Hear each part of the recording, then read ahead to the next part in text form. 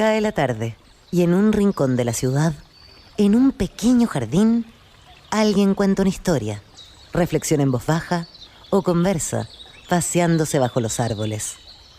Es hora de volver a casa, bajar la velocidad y darle tiempo al tiempo. Christian Warnken nos abre la verja de su jardín para que respiremos aire puro y oxigenemos el espíritu. En Pauta, aquí comienza Desde el Jardín. Una presentación de Fundación Irarrázaval, desde 1920, al servicio de la educación, humanismo y técnica. Lo esencial de toda exploración será volver al propio jardín y ver las cosas por primera vez. Desde el poeta T.S. Eliot.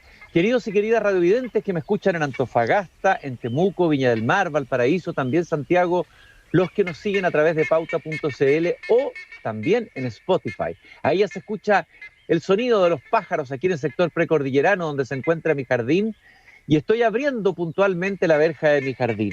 Y como casi todos los lunes, me encanta cruzar desde mi jardín al patio de la escuela, sentir el sonido de las campanas, el sonido de los niños. Y en este momento me voy dirigiendo hacia esa escuela, la escuela viva. Y cada vez que llego al patio de la escuela me encuentro con ella. El fantasma o la presencia de Gabriela Mistral.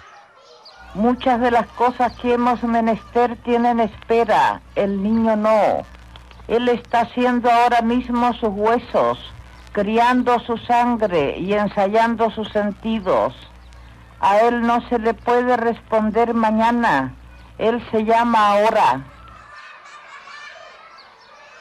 Gabriela Mistral siempre nos pena, pero en el buen sentido de la palabra. En varios de sus poemarios, por ejemplo, el poema de Chile, ella es una fantasma que acompañada de un niño nortino recorre el país contándole, pero es un fantasma presente y vale la pena escucharlo. Siempre leo un fragmento de su pensamiento al iniciar este programa. Esta carta he leído pedacitos de ella, es una bellísima carta que le escribió Gabriela Mistral a dos alumnas que había tenido en el Liceo de los Andes. La carta está fechada al parecer entre 1916 o 1917. Imagínense ustedes el tiempo. Y ella le habla a sus exalumnas, y es interesante ver cuál era la relación que tenía Gabriela Mistral, la intimidad, la cercanía de Gabriela Mistral con sus alumnas que le habían escrito diciendo que le echaban de menos. Mis queridas chiquillas, no se rían ustedes de lo que les escriba a las dos estando separadas. Yo las veo juntas siempre, en el banco central de la primera fila. Están ustedes invisibles para los demás, visibles para mí, oyendo mi clase, comentando mis afirmaciones, celebrándolas, a veces con picardía. Además, déjenme escribirles en una sola carta. Mi tiempo es escaso, mi corazón es grande, me crece cada día para querer a los míos, pero mis horas no se expanden como mi buena voluntad. Y más adelante ella afirma le pregunta de qué es lo que están leyendo ellas. Y le dice, ¿han leído en este tiempo? Mucho me temo que no tengan cerca de ustedes quien les seleccione libros. Mucho me temo que, como a la mayoría de las muchachas de hoy, les venga esa fiebre malsana de leer libros que ni siquiera la maldad tiene grandeza. Cuéntenme qué leen, conversen conmigo, aunque yo tarde en contestarles, afirma Gabriela Mistral. Y más adelante afirma, en la misma carta dirigida a sus exalumnas, léanse ustedes la vida de Don Quijote y Sancho de Unamuno. Me ha hecho muy bien en estos días. Se los hará a ustedes lo mismo. Busquen los libros de Rodó y los de Emerson. No lean pura novelería, a no ser que se trate de la novela honesta de Bordeaux o de Bourdieu. No lean versos demasiado. Repasen los buenos que ya conocen. Es mejor. Y luego hace una crítica a una serie de literatura, parece cursi de la época, y dice ahí en los pueblos grandes una plaga de muchachas superficiales y cursis. No olviden ustedes mis pobres consejos. Ser sencillas por sobre todo y mirar la vida a pesar de sus tinieblas como una cosa sagrada. Esa afirmación es muy potente. Mirar la vida a pesar de sus tinieblas como una cosa sagrada. Para mí, el mayor pecado es la banalidad y nada abunda más que eso en las chiquillas de hoy. Yo espero mucho de ustedes. Sé que no se perderá ni un granito de la simiente que ustedes se gastó y se gasta. No se descorazonen. Ustedes son inteligentes y fervorosas. Es eso que para mí es la fuente de las más altas cosas. El fervor, la pasión, pero en el puro sentido de la palabra. Muy suya, Lucila. No firma como Gabriela Mistral, como la poeta, sino como Lucila, la ex profesora de estas alumnas que la extrañan, y se da el tiempo de recomendarle lectura, habla de la banalidad, habla de lo sagrado de la vida. Es Gabriela Mistral en plenitud, casi oral, diría yo. Tiene que haber sido así Gabriela Mistral en la oralidad, como lo es en esta escritura más íntima de esta carta. Y estoy sentado en el patio de la escuela para conversar, como lo hemos hecho, por lo menos una vez, lo hacemos una vez por semana en esta emisión, con una profesora que, como Gabriela Mistral, se pasea por los patios de la escuela, conversa con sus alumnos y alumnas, recomienda libros, tiene la difícil y maravillosa tarea de educar. Ella es Ámbar Araoz, profesora de castellano titulada en la Pontificia Universidad Católica de Valparaíso, profesora, dije de castellano, en realidad debería decir de lenguaje y comunicación. Yo soy profesor de castellano, son cosas de viejos, ¿no? Del Liceo Pedro Montt de Valparaíso. Incluso ella está ahora en un sector, estamos sentados aquí en un sector de la biblioteca del emblemático Liceo Pedro Montt, un liceo tan importante y tan relevante en la historia de la educación pública de Chile y también de Valparaíso. Varios políticos, presidentes, personajes importantes de la cultura han salido de ese liceo. Ámbar, qué gusto de saludarte esta tarde aquí en el patio de la escuela cerca de mi jardín. Hola, buenas. Bueno, el gusto es mío. Muchas gracias por la invitación. Lo primero que quiero preguntarte, Ámbar, tú eres profesora de lenguaje y comunicación. No el título dice castellano, el título dice castellano, todavía está ahí arcaico. ¿Y tú de castellano también? Ahora se llama lengua y literatura, de hecho, ni siquiera lenguaje y comunicación. Ha tenido ahí mira cómo ha ido cambiando. Me gusta más lengua y literatura que lenguaje y comunicación. No me gustaba mucho. A Gabriela Mistral no sé cuál le habría gustado más. Tal vez castellano, porque ella tenía una pasión por el idioma, por la lengua. A ver, Ámbar, lo primero que te quiero preguntar así, ¿qué te sugiere o qué te produjo escuchar estos fragmentos, este pedacito de la carta de Gabriela Mistral? Preguntarte si Gabriela Mistral te ha interesado, como su pensamiento pedagógico, su figura, digamos, a ti como profesora.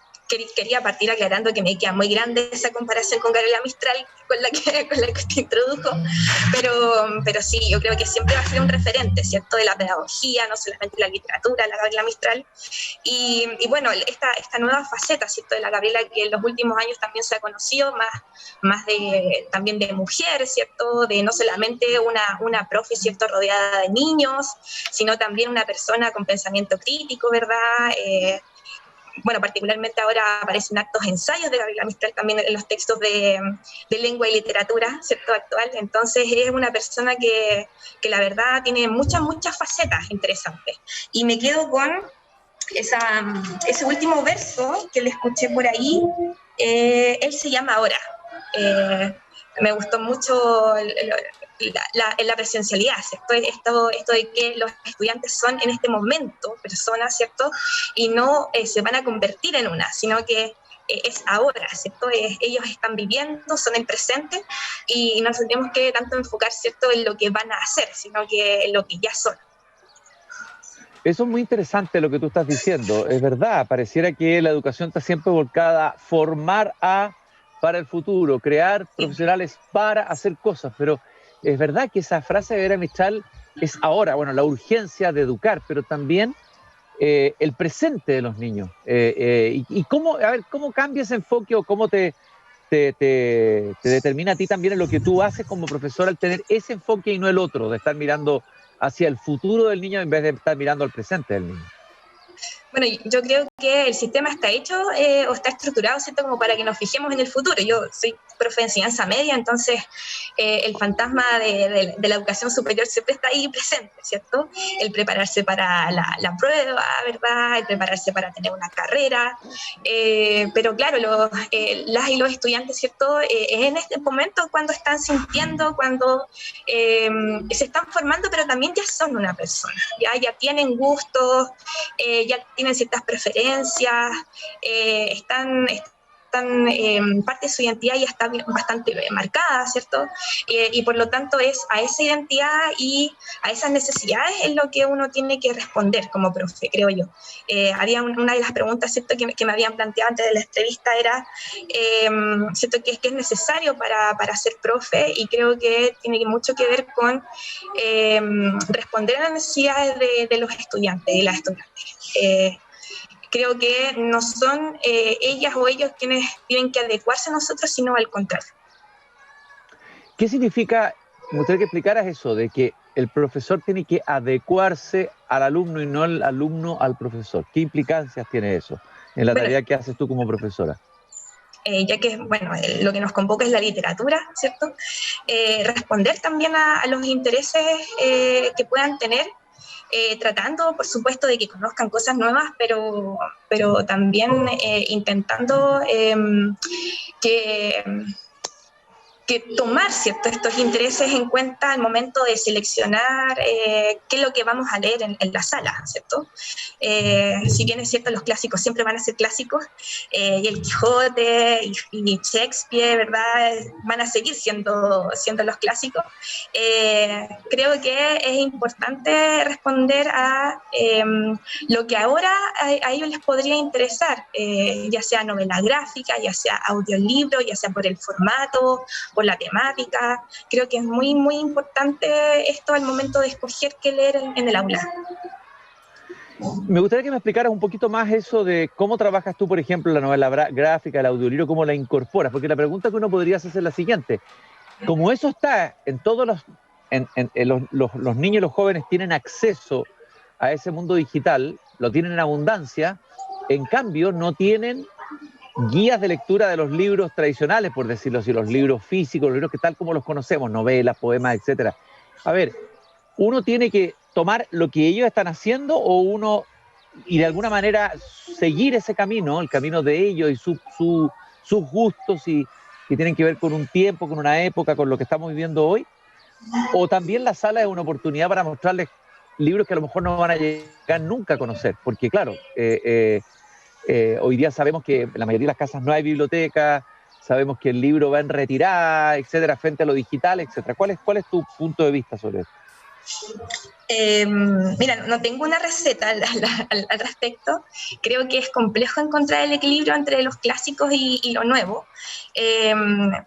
A mí al menos lo que me ha resultado en el contexto en el que trabajo es a veces mostrarles clásicos, pero desde los fragmentos, también decirles más o menos en qué se parece ese mundo, ¿cierto?, esa visión de mundo que existía, ya sea en el Quijote, ¿cierto?, o ya sea en Romeo y Julieta, versus lo que existe hoy, ¿cierto? También, no sé, quizás Casa de Muñecas, la visión de la mujer, pero después tratarlo como más en profundidad con algún texto más actual, o con alguna interpretación, con alguna intersectualidad a partir del clásico de la literatura, digamos. No estoy en contra de los clásicos, creo que son muy ricos, ¿cierto? Pero creo que enfrentarse a un clásico puede ser muy terrible para las y los jóvenes. Y a propósito de eso, me acordaba, ¿cierto?, de Madame Bovary, ¿cierto?, que es esta experiencia que tiene Zambra, ¿verdad?, en el primer capítulo de su libro No leer, que se llama Lecturas Obligatorias, y que hace referencia a estas lecturas escolares, ¿cierto?, y que a veces, bueno, sacadas de contexto, por supuesto, pueden ser un suplicio para los y las estudiantes, sobre todo si no se tiene en cuenta qué pasaba en ese momento, ¿cierto? ¿Por qué esa novela? ¿por qué la importancia de esa novela? Más allá de la prueba, de saber si es que entendiste o no entendiste el libro, creo que tiene que ver con compararlo con lo que está pasando ahora. ¿De qué me sirve? Siempre hacen esa pregunta los chiquillos al momento de leer. ¿De qué me sirve esto? y por eso es que es necesario estar en constante diálogo con el texto. Ahora, ¿de qué me sirve? Uno podría contestar, no sirve de nada. En el sentido de que la literatura vivimos en un tiempo de utilitarismo. Todo tiene que servir para algo. Y a lo mejor la literatura es de los pocos lugares, o el arte de refugio, o la música, que nos sirve entre comillas, ¿no es cierto? Hay un libro de un italiano, un profesor, que se llama La utilidad de lo inútil. Rescatar la inutilidad en tiempos de la utilidad. O sea, ese podría ser un argumento, estoy pensando, pero tú conoces mejor a los alumnos de hoy porque estás en contacto con ellos todos los días. Sí, de todas maneras, bueno, claro, la lectura debería ser por placer, por supuesto, ¿cierto? Es algo que cuesta, porque normalmente, al menos en el currículum escolar, está muy ligada a lo utilitario, a lo que tú nombrabas antes. Pero sí, ¿de qué nos sirve la literatura? Para comprender el mundo, ¿cierto? Para comprender, aunque haya sido un texto antiguo, aunque sea uno nuevo, ¿cierto? Finalmente hay que ponerlo en diálogo con nuestra propia experiencia. Y bueno, suena como de perogrullo porque siempre está ahí presente, sobre todo para el día del libro y cosas así, estas frases hechas de repente. Pero claro, el leer un libro, leer varios libros significa vivir muchas vidas, ¿cierto? Y poder enriquecer también nuestra propia existencia. Estoy conversando aquí en la biblioteca de una escuela cerca de mi jardín. En realidad estoy en un liceo emblemático, histórico, que es el Liceo Pedro Montt de Valparaíso, con Ambar Arauz, profesora de lenguaje y literatura. O lengua y literatura. Lengua y literatura. Te quería preguntar, Ámbar, justamente por tu liceo. Tu liceo es un liceo histórico, cargado de historia, un liceo público muy importante en la región, en la quinta región, en Valparaíso. ¿Qué significa educar en un liceo público, ser profesor en ese espacio de la educación pública? ¿Qué es para ti, como joven profesora, educar ahí? Bueno, educar siempre es un desafío. Es un desafío desde el punto de vista emocional generalmente. Ya este año no soy profesora jefe, pero creo que esa labor es seguramente la más desgastante que hay. Ser profe jefe de un curso de gente, ¿cierto?, que necesita, ¿cierto? No voy a decir es guiada, no me refiero a guiada, pero sí necesita ser apoyada, ¿cierto? Necesita ahí sentir el cariño, ¿verdad? Algo que la Gabriela, a propósito, ¿cierto?, tenía muy, muy presente, ¿cierto? Educar desde la emocionalidad. Y a veces, como adultas y adultos, ¿cierto?, no estamos muy dispuestos quizás a ceder parte de esa emoción, ¿cierto?, desde los afectos. Quizás nos gustaría más que nuestra labor de profe, ¿cierto?, se remitiera solamente a nuestras horas de trabajo. Pero generalmente no es así. Generalmente uno siempre está trabajando más allá, ¿cierto? Y comunicándose con los chiquillos por WhatsApp, con apoderados. Entonces creo que la emocionalidad creo que es el mayor desafío cuando hablamos de educación. Claro, bueno, Gabriela Mistral decía ama y después enseña, y lo colocaba con mayúscula. Ama y después enseña. A ver, el papel del amor puede sonar un poco cursi, ¿no? Pero el amor en el sentido más profundo, ¿no? En el sentido más vasto, ¿no? Amar, el amor en la educación. Yo creo que una relación a veces de amor-odio. El sistema, ¿cierto? El sistema educativo es tan hostil a veces, ni hablar, ¿cierto?, de las condiciones en las que a veces trabajamos también. Entonces, sí, se necesita harto amor, pero no quiero con esto, bueno, cuando hay movilizaciones docentes siempre se habla acerca del apostolado, ¿cierto? Como una visión que igual un poco tenía la Gabriela Mistral, ¿cierto? Sí, ¿cierto? Como el sacrificio, ¿verdad? Desde la idea del sacrificio de ser docente. Ojalá no fuera tan un sacrificio, ¿cierto? Pero sí, hay que amar lo que hacemos, pero ojalá todos amáramos lo que hacemos, ¿cierto? No solamente nosotros, sino se habla mucho acerca de la vocación, pero en realidad todos deberíamos tener vocación para lo que estamos trabajando. Desde luego. Oye, Ámbar, ¿qué experiencias interesantes, así, no sé si innovadoras, pero a veces las grandes innovaciones en educación se hacen con elementos simples? En tu ámbito, en el ramo tuyo, en tu disciplina, en relación a la literatura, al lenguaje, ¿qué experiencia innovadora te gustaría compartir con nosotros? O algo que te haya resultado, que sea interesante. Siempre le pedimos a los profesores que vienen acá a conversar al patio de la escuela que nos cuenten, compartan, ya sea una metodología, una experiencia que a ti te haya de alguna manera como iluminado en un cierto sentido, mostrado un camino posible, porque uno va descubriendo en realidad en la práctica misma, más que desde la Sí. teoría. Yo fui profesor también, aprendí mucha teoría que no me sirvió de nada, pero donde aprendí fue ahí, en la sala de clase, ¿no es cierto? Ahí hice los grandes descubrimientos. Bueno, cada curso es distinto. A veces me ha resultado, por ejemplo, leer en clase, lectura conjunta, comentada. En otros casos me ha resultado guiar solamente la lectura, ¿cierto? Mientras quizás entrevistas a los autores. En otros casos me ha resultado que los chiquillos creen memes al respecto, ¿cierto? Que también son ideas que yo no se me ocurren a mí, digamos, pero que he visto que profes comparten en las redes y que agradezco mucho, ¿cierto? Que existan también redes sociales y que podamos enriquecer nuestras prácticas a partir de las experiencias de otros. Ahora estoy leyendo con tercero medio una obra dramática, cosa que no se lee tanto a veces en la enseñanza media. Estoy leyendo Hans Pozo, que es una obra dramática de Luis Barrales, inspirada, por supuesto, en el caso de Hans Pozo, ¿cierto? Un caso terrible en nuestro país. Y que a los chiquillos les ha interesado harto por el nivel mediático que tuvo la relación con los medios sociales, ¿cierto? El análisis que se puede hacer sobre la morbosidad, ¿cierto? Que tuvo este caso, pero también en la forma en que está escrita esta obra, que es una batalla de hip hop. Y es un musical, por lo tanto, ¿cierto? Y en alguna parte también hay una cueca. Entonces este formato les ha llamado bastante la atención a ellos, no solamente por la temática de la obra, sino también por el formato. Ámbar, ¿tú llegaste a la educación por vocación o por azar? ¿O en realidad te gustaba la literatura, llegaste a la pedagogía? ¿Y cómo fuiste descubriendo? ¿O cómo fue creciendo en ti? Porque me imagino que tienes que ya tener a esta altura vocación, porque sin vocación y sin entusiasmo pedagógico es difícil sobrevivir como profesor por lo mismo que tú señalabas, las dificultades, los momentos ingratos, etcétera, ¿no? Yo no diría por casualidad, porque quizás mi mamá como que igual me impulsó un poquito a esta carrera.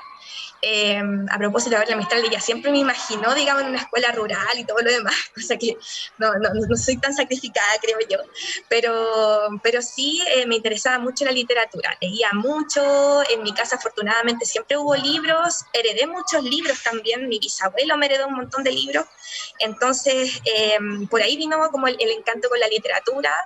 En la educación media, bueno, yo estudié en Leonardo Labarra y ahí nos hacían leer bastante. Era de las pocas, yo creo que quizás se leía los libros que había que leerse, ¿no? Los resúmenes en ese tiempo. Bueno, en ese tiempo me gustaba escribir. Escribía y me sentía casi una poeta maldita, ¿cierto? Muy inspirada en Baudelaire, en Mallarmé, que suele ocurrir, digamos, en esa etapa de la adolescencia. Me gustaba también como la ética de la editorial, ¿cierto? De quizás leer por placer y que me pagaran por dar consejos. Y después entré a la carrera que me pareció que se podía parecer más a esta tarea, ¿cierto? De leer por placer, que era pedagogía en castellano, en la Católica. Y en el camino, la práctica inicial que hacemos en primer año, me gustó mucho la forma, ¿cierto? En la que el profe que me tocó observar hacía clases. Y ahí me fui encantando, la verdad, con la pedagogía. Fue a través de la observación, de la práctica. No fue, digamos, un llamado. No fue un llamado el que sentí. Estamos conversando con Ámbar Araos, profesora de lenguaje y literatura del Liceo Pedro Montt de Valparaíso. A ver, enseñar en Valparaíso, yo siempre le pregunto a los profesores el lugar desde donde enseñan. Uno enseña en un lugar o en un territorio. He conversado con profesores de la Araucanía, he conversado con profesores del norte. A ver, enseñar en Valparaíso, que es una ciudad que tiene un carácter, una fisonomía, que tiene una historia, marca una diferencia.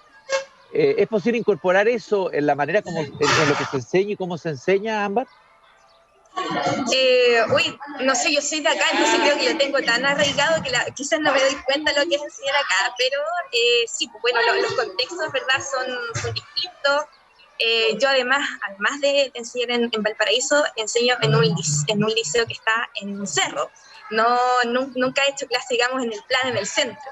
Así es que creo que igual es un poco, ¿cierto?, la lejanía, ¿verdad?, del centro también nos da cierta identidad, creo, a los que trabajamos en cerro.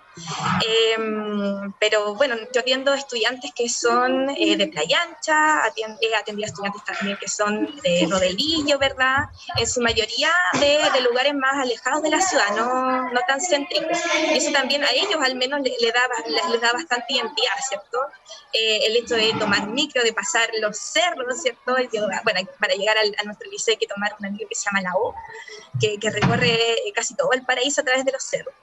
Y además, este liceo, bueno, es patrimonio, un edificio patrimonial, está en un lugar también patrimonial, cerca de la Plaza Bismarck, de la ex cárcel, ¿cierto? Tenemos cercanía con varios museos. Pese a que estamos en un cerro, ¿cierto?, es un lugar bastante visitado, digamos, la cercanía.